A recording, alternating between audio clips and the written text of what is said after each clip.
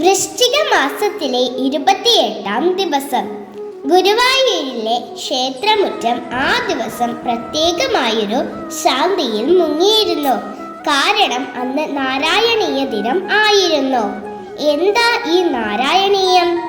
നാരായണീയം എന്ന് പറയുന്നത് ഗുരുവായൂരപ്പനെ, അതായത് നാരായണനെ സ്തുതിച്ച് മേൽപ്പത്തൂർ നാരായണ ഭട്ടതിരിപ്പാട് രചിച്ച ഒരു സംസ്കൃത ഭക്തികാവ്യമാണ്.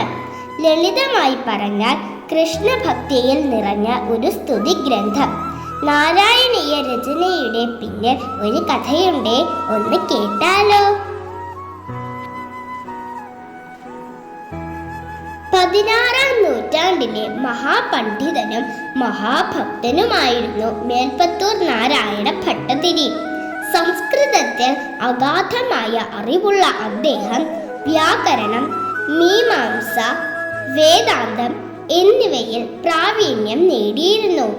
അങ്ങനെയിരിക്കെ ജീവിതത്തിന്റെ അവസാന ഘട്ടത്തിൽ അദ്ദേഹം വാതരോഗം മൂലം കഠിനമായ വേദന അനുഭവിച്ചു. ശരീരം മുഴുവൻ തളർന്നു. ചികിത്സകൾ ഒന്നും ഫലം കണ്ടില്ല. അപ്പോൾ അദ്ദേഹത്തിന്റെ ഗുരുവായ അച്യുത പിഷാരടി, രോഗം മാറണമെങ്കിൽ ഭഗവാനെ സ്തുതിച്ചുകൊണ്ട് കാവ്യം രചിക്കൂ എന്ന് ഉപദേശിച്ചു. അതൊരു ദിവ്യ ഉപദേശമായിരുന്നു. അന്നു തന്നെ ഭട്ടതിരി ഗുരുവായൂരിലേക്ക് പോയി. അവിടെ ശ്രീകൃഷ്ണനെ മനസ്സിൽ കണ്ടുകൊണ്ട് ഓരോ ദിവസവും ഒരു ദശകം വീതം ശ്ലോകങ്ങൾ രചിക്കാൻ തുടങ്ങി. അങ്ങനെ 100 ദിവസങ്ങളിൽ 100 ദശകങ്ങൾ നാരായണീയം എന്ന അമൃത ഗ്രന്ഥം പിറന്നു. അത്ഭുതമെന്ന് പറയട്ടെ, ശ്ലോകങ്ങൾ പൂർത്തിയാകുന്നതോടെ ഭട്ടതിരിയുടെ രോഗവും മാറി. അങ്ങനെ വൃശ്ചിക മാസം 28-ാം ദിവസം അവസാന ശ്ലോകം എഴുതപ്പെട്ടു. അന്നു തന്നെ ഭട്ടതിരിക്ക് ഗുരുവായൂരപ്പന്റെ അനുഗ്രഹം ലഭിച്ചെന്ന് വിശ്വാസം. അതിനാൽ വൃശ്ചികം 28 നാരായണീയ ദിനമായി ഇന്നും ആചരിക്കുന്നു. നാരായണീയം എന്ന വാക്കിന്റെ അർത്ഥം നാരായണനെ സംബന്ധിച്ചത് എന്നാണ്. നാരായണീയത്തിന് 100 ദശകങ്ങൾ, ആകെ 1036 ശ്ലോകങ്ങൾ. ഇതിന്റെ ഉള്ളടക്കം ഭാഗവത പുരാണം, വിഷ്ണു പുരാണം, ഹരിവംശം എന്നിവയെ ആധാരമാക്കിയതാണ്. ഭക്തിയും വിജ്ഞാനവും ഒരുമിച്ചുള്ള ഈ ഗ്രന്ഥം കേരളത്തിന്റെ ആത്മീയ സാംസ്കാരിക ചരിത്രത്തിൽ വലിയ സ്ഥാനം പിടിക്കുന്നു. വേദനയിൽ നിന്നുയർന്ന മേൽപ്പത്തൂരിന്റെ ഭക്തിയും കരുണയായി പ്രതികരിച്ച ഗുരുവായൂരപ്പനും ചേർന്നതാണ് നാരായണീയത്തിന്റെ ആത്മാവ്.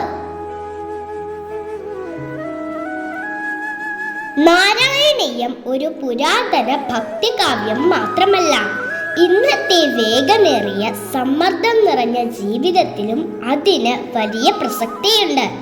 നാരായണീയ പാരായണത്തിലൂടെ ആത്മവിശ്വാസം വർദ്ധിക്കുകയും മാനസിക സമാധാനം ഉണ്ടാവുകയും ചെയ്യും.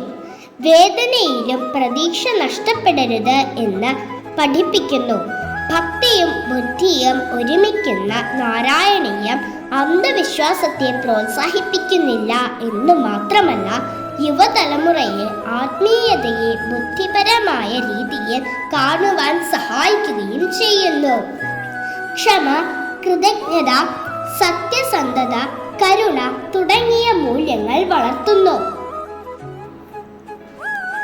നമ്മുടെ സാഹിത്യ പാരമ്പര്യത്തെ നിലനിർത്തുന്ന നാരായണീയം ആധുനിക ചികിത്സയ്ക്കൊപ്പം ആത്മീയ ശക്തിയും ആവശ്യമുള്ള കാലത്ത് മനസ്സിനുള്ള മരുന്നായി വളരെയധികം പ്രസക്തമാണ്.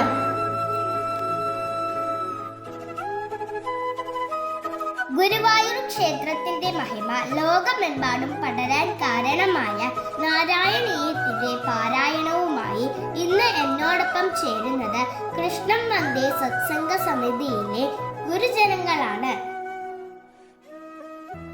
എന്റെ എല്ലാ പ്രിയപ്പെട്ടവർക്കും ഭഗവാന്റെ അനുഗ്രഹത്തിനായി പ്രാർത്ഥിക്കുന്നു. ഹരി ഓം. എല്ലാ സജ്ജനങ്ങൾക്കും ഇന്നത്തെ നാരായണീയ യജ്ഞ സമർപ്പണത്തിലേക്ക് സ്വാഗതം.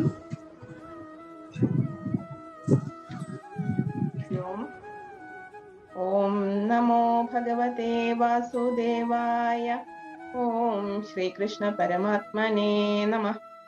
ദശകം 5 വിരാട് പുരുഷോത്പത്തി.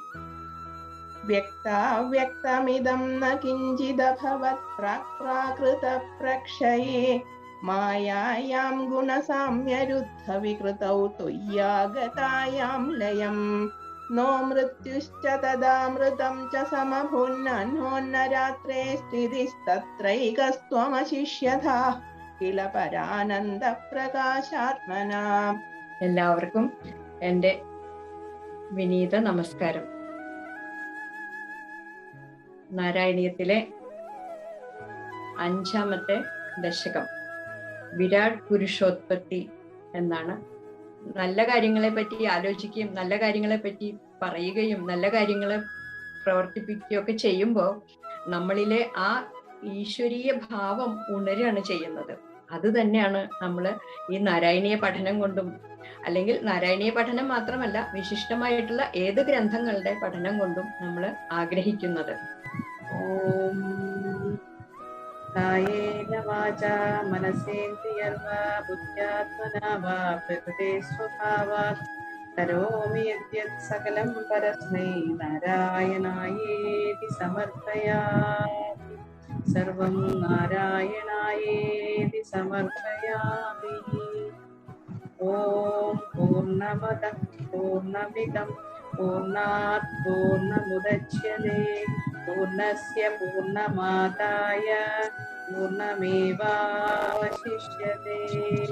ഓം ശാന്തി ശാന്തി ശാന്തി. ഹരി ഓം. ഏവർക്കും നാരായണീയ ദിന ആശംസകൾ.